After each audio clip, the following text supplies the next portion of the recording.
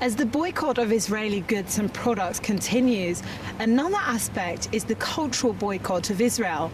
Many protesters take to the Arab-Israeli question as a motivation. But what do Jewish people in the UK think of the cultural boycotts? JN1 spoke to Tal Ofer, a member of the European Jewish Parliament.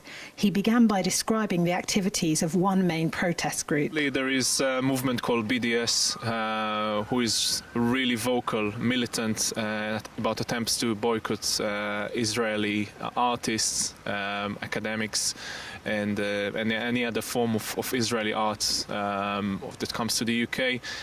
Recently, they tried to ban a dance group called Batsheva in the Edinburgh Festival, and before that they tried to boycott Habima, which is a theatre which came to the Shakespeare Globe to perform.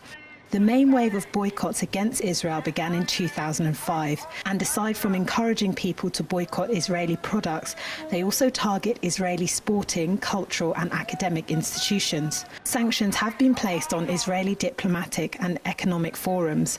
In light of recent cultural boycotts in the UK, Mr. Ofer argues that art should not be subject to censorship. My opinion is that a cultural boycott is an attempt of cultural terrorism, because real people, real genuine culture and art supporters would not choose to boycott or to single out one country. I would give you another example. At the Edinburgh Festival, the legendary Mariinsky Theatre came to perform from Russia. I didn't hear anyone following the human rights abuses and situation in Russia calling to boycott the Mariinsky Theatre, and it would be a mistake to do that, because you can't and you shouldn't censor art. You know, there are politicians that can do the job, you know, and to discuss and negotiate the problems between countries, but it's counterproductive to come and to attempt to boycott art, because it's not going to achieve anything. Events have been organised to promote Israeli culture in the UK, and several campaign groups such as Fair Play and Stand With Us have also been set up to counter activities of boycott groups. The European Jewish Parliament has also been involved in attempts to counter the cultural boycott of Habima. I attended the Habima counter demonstration. It was really successful. All their attempts to interrupt and disrupt the show were dealt with quite professionally by the security guards. So it was really good to see that it was dealt with effectively. It was organized by a few Jewish organizations together with the European Jewish Parliament, of which I'm a member. We came outside the Shakespeare Globe Theatre. We had banners, we had flags.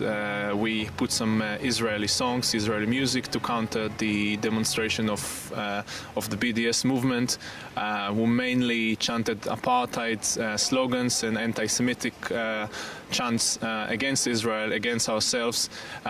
We really outnumbered them. We were a few hundreds of us there, and inside there were a few of them trying to disrupt the show, but gladly the security guards did an excellent job, and they evict them quite quickly.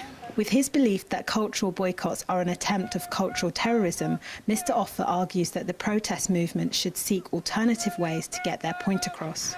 And I think that if those so-called pro-Palestinian supporters would concentrate their efforts on supporting real Palestinian initiatives, I think they can probably achieve more things towards peace than by just creating this environment and hatred against Israel.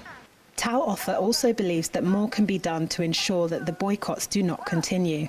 The Israeli government obviously supports the academics and the artists who are coming to visit the UK. The UK government obviously need to do more. It just can't allow everyone to abuse, you know, the freedom of speech, to go into stores who sell Israeli and Jewish products, and, you know, to act violently and aggressively against staff, and to cause damage to premises, as happened in the past in some places, like a store in Covent Garden of some Israeli company. Mr. Ofer believes it's important for the European Jewish Parliament and other organisations to continue working together to ensure the interests of the Jewish community are met. Many Jewish people see the boycott as counterproductive. Moreover, there are those that argue that governments alone should deal with the issue surrounding the boycott. This is Celestina Olulode for JN1 in London.